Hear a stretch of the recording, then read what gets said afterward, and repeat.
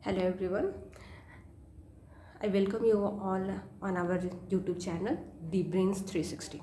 Okay, so I'm Jyotsna and today I'm going to start a new series on Yojana magazine. Okay, so first question, why Yojana and other Kurukshetra or other magazines are so important to read? Okay, क्यों इतना importance रखता है? So it is very clear okay बहुत कि ये सारे जो magazines हैं will give you a wider picture of the society और the things happening in the society okay and also you it will define government scheme and also discuss the problem which are going on okay so जो भी है इस बहुत ही अच्छे वे में बहुत ही descriptive वे में आपको उस समय जो घटनाएं घट रही हैं उसको डील करता है इसलिए योजना और कुरुक्षेत्र दोनों मैगजीन को पढ़ना मैंडेटरी है और एस्पिरेंट जो कि किसी सिविल सर्विस का प्रिपरेशन कर रहे हैं या फिर कोई भी प्रिपरेशन में जो है इंडल्ज है उनको योजना मैगजीन कुरुक्षेत्र मैगजीन या फिर अदर मैगजीन जो मंथली मैगजीन आते हैं करंट अफेयर के मैगजीन्स आते हैं उनको रेगुलरली फॉलो करना चाहिए but due to the burden of other subject का जो आपको इतना ज़्यादा बर्डन रखता है देन करेंट अफेयर का बर्डन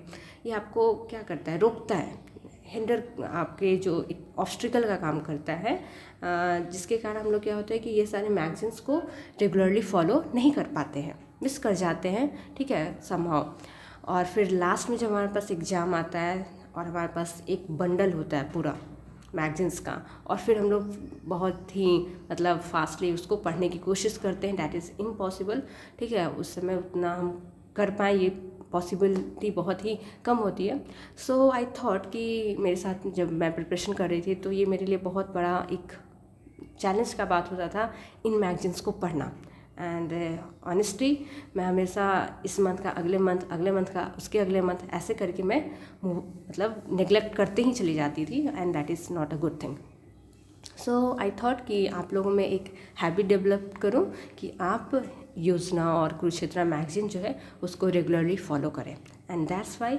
मैं आपको ये दोनों मैगजीन जो है उसका एक तरह से मैं मतलब एक रीडिंग करते हुए निकाल दूँगी सारा आपको बस लिसन करना है ठीक है इसको ज़्यादा मैं डिस्क्राइब नहीं करूँगी जहाँ पे मुझे लगेगा कि मुझे डिस्कस करना है आपको कुछ बताना है वहाँ मैं डिस्कस करूँगी अदरवाइज़ मैं आपको पूरा का पूरा ये जो बुक है ठीक है उसको आपको एक तरह से रीड करके आपको दे दूँगी आपको उसको आगे कंटिन्यू करना है ओके और ये सीरीज़ जो है मैं English as well as Hindi दोनों में लेके आ रही हूँ क्योंकि दोनों मीडियम के स्टूडेंट्स जो है वो है सो और दोनों को अपना मीडियम को ही पकड़ के चलना है ठीक है बट मेरा आप लोग से रिक्वेस्ट है मैं दोनों में ला रही हूँ तो जिनका जो भी मीडियम है अगर आप इंग्लिश मीडियम के हैं तो आप हिंदी वाला भी पढ़ें ठीक है और हिंदी वाले इंग्लिश वाला भी पढ़ेंगे ठीक है इससे क्या हुआ कि आपका जो सब्जेक्ट मैटर है उसकी अंडरस्टैंडिंग जो है वो ज़्यादा अच्छे से हो पाएगी ओके और आपका जो आपके लैंग्वेज पे आपका जो ग्रिप है वो और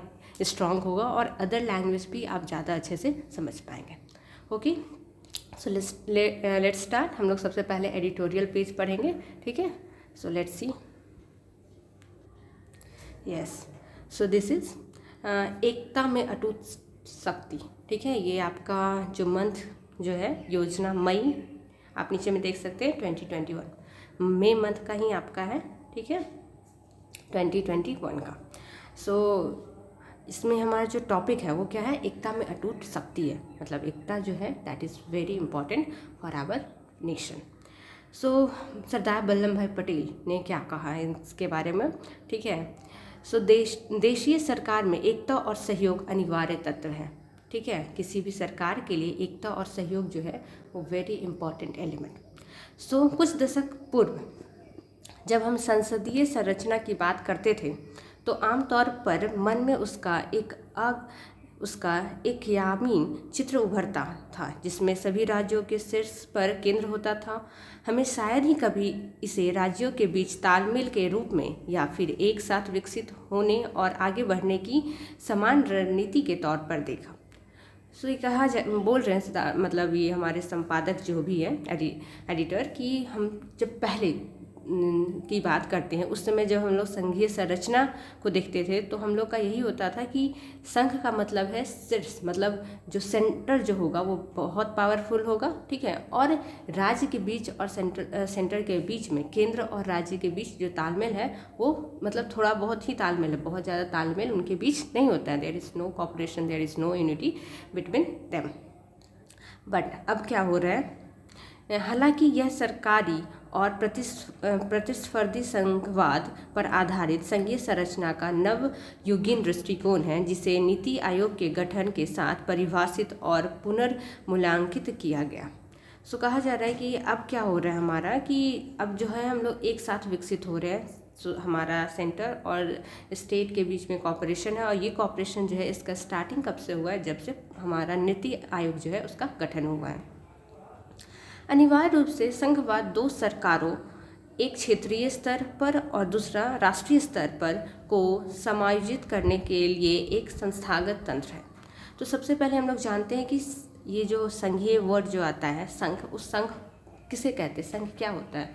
तो संघ का मतलब है कि जिसमें स्टेट जो है, स्टेट और यूनियन जो है, मतलब स्टेट को यूनियन में पावर का डिवीजन होना, ठीक है, मतलब शक्ति का विकेंद्रीकरण होना ही हम लोग एक तरह से संघीय से समझ सकते हैं, ठीक है।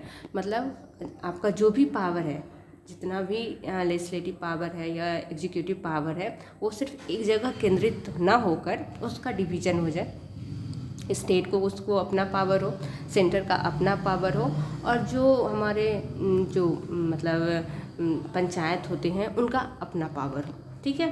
तो इस चीज़ को, डिवीजन ऑफ पावर को हम लोग संघीय सरकार से मतलब संघीय सरकार मानते हैं, ठीक है। तो ये बोल रहा है कि क्या हो रहा है, संघीय सरकार अनिवार्य रूप से संघवाद दो सरकार, एक क्षेत्रीय स्तर पर और दूसरा राष्ट्रीय स्तर पर, को समायोजित करने के लिए एक संस्थागत तंत्र है, ठीक है। तो ये संघवाद जो है सरकार को, मतलब जो सेंटर पे है और जो स्थानीय मतलब जो स्टेट लेवल पे है, दोनों को समायोजित करने का तंत्र है। प्रत्येक सरकार अपने क्षेत्र में स्वायत्त है, और प्रत्येक सरकार मतलब अगर आप सेंट्रल पे देखें तो राष्ट्रीय स्तर पे देखें और क्षेत्रीय स्तर पे देखें, दोनों पे जो भी सरकार है उनका अपना पावर है, और वो अपना जो भी फील्ड है उसमें अपना नियम कानून बनाने के लिए वो स्वतंत्र है। भारतीय संविधान एक मजबूत केंद्र के साथ संघीय संरचना का प्रावधान प्रदान करता है। तो हमारे यहाँ जो हमारा संविधान जो है वो क्या है, संघीय संरचना तो हम लोग को देता है, फेडरलिज्म है, लेकिन हमारे पास सेंटर जो है वो काफ़ी पावरफुल है। यह फेडरेशन यानी संघ शब्द का प्रयोग नहीं करता, और हमारे यहाँ संघ शब्द का प्रयोग नहीं होता है, बल्कि भारत को राज्यों का संघ के रूप में वर्णित किया गया। मतलब भारत जो है वो क्या है, तो राज्यों का संघ है, ठीक है। राज्य मिलके इसको संघ का निर्माण करते हैं, इसको एक करते हैं, भारत बनाते हैं के रूप में वर्णित किया गया है, जिसका अर्थ है कि कुछ एकात्मक विशेषताओं के साथ सहकारी स्वरूप, ठीक है। मतलब हमारे पास कुछ एकात्मक विशेषता है जो हमें एक करता है, उसके साथ ही हमारे पास सहकारिता की विशेषता है, मतलब हम लोग को कोऑपरेटिव, एक दूसरे को कोऑपरेट करते हुए चलना है। संघ राज्य और समवर्ती सूची केंद्र और राज्य के दायित्व और कार्यों का सीमांकन करती है, ठीक है। और आपको पता है कि हमारे यहाँ सूची मतलब हमारे यहाँ हमारा जो कॉन्स्टिट्यूशन है, उन्होंने जितने भी जो आइटम्स हैं, जो भी एलिमेंट हैं, उनको 3 सूची में डिवाइड किया है, संघ में, राज्य में और समवर्ती सूची में डिवाइड किया। तो ये सारी जो सूचियाँ हैं उसमें अलग अलग आइटम हैं, और उन पे अलग अलग कानून बनाने का अधिकार जो है वो सेंट्रल स्टेट और फिर सेंट्रल स्टेट दोनों को इस तरह से दिया गया है। गुजरात और महाराष्ट्र राज्य 1 मई को अपना स्थापना दिवस मना रहे हैं। गुजरात और महाराष्ट्र का स्थापना दिवस कब मनाते हैं, 1 मई को, ठीक है। सो इसलिए ये इम्पॉर्टेंट है।